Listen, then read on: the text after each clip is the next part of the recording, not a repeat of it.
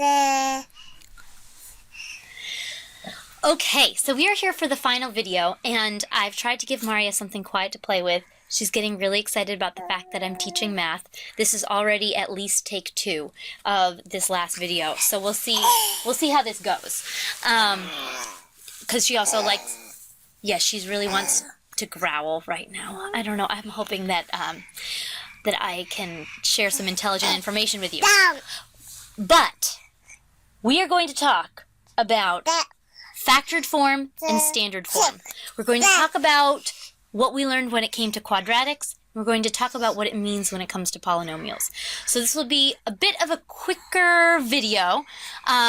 Just want to basically show you that the whole idea of standard and factored form has not gone away, and we'll see what we can teach you. So take a look at our screen here. Standard form and factored form. Let's talk about what this means. Let's say if I have y equals x squared plus 5x plus 6, we know that we can rewrite this into the form x plus 2 times x plus 3. And we talked about how we used algebra tiles to prove that the standard and the factored form had the same value, the same mathematical value. And I'm not going to prove that right now, but if I wanted to, I could do that by multiplying out, like x times x would equal x squared. X times 3 would give me 3x.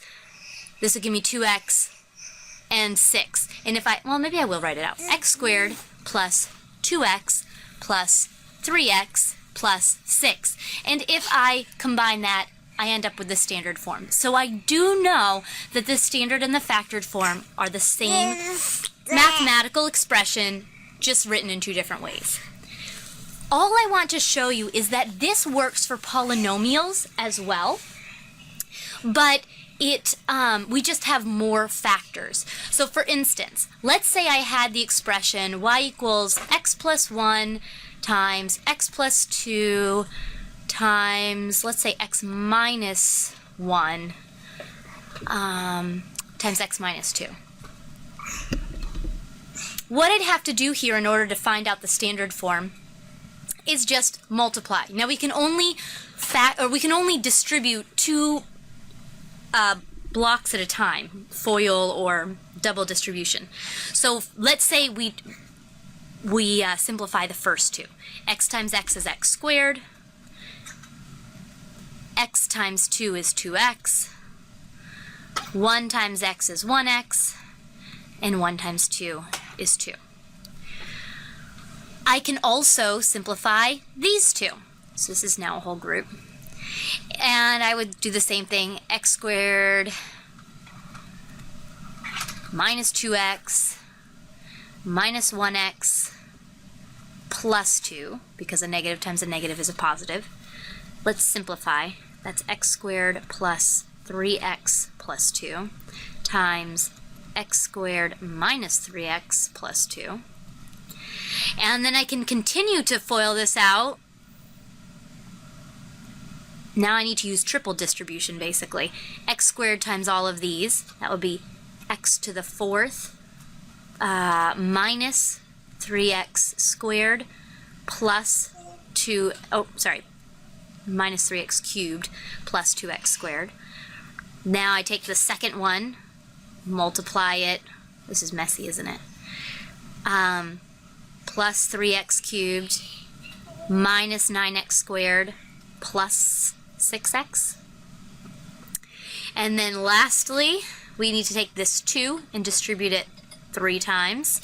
So that would be, I think I'm going to have to write it underneath, plus 2x squared minus 6x plus 4, which turns into a nice long standard form equation of y equals x to the 4th.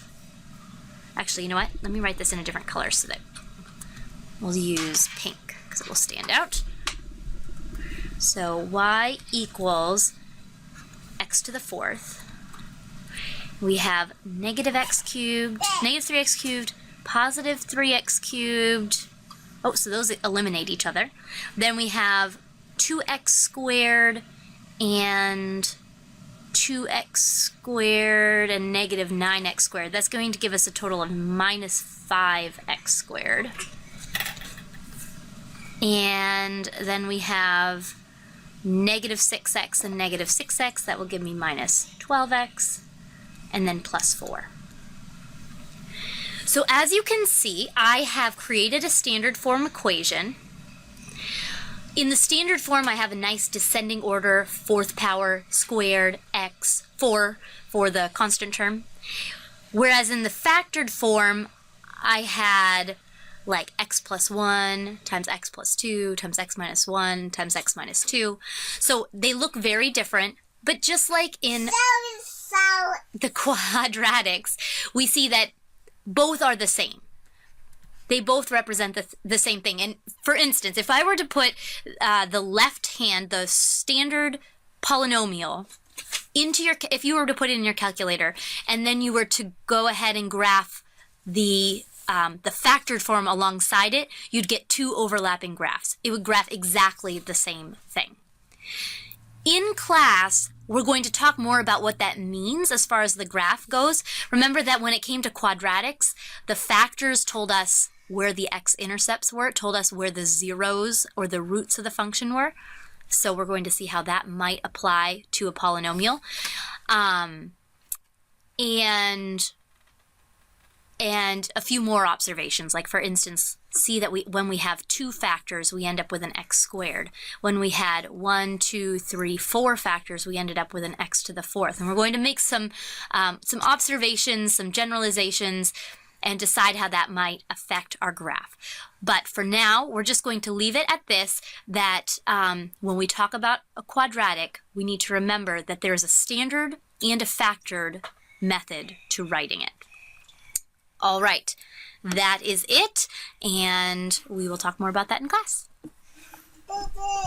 Stop.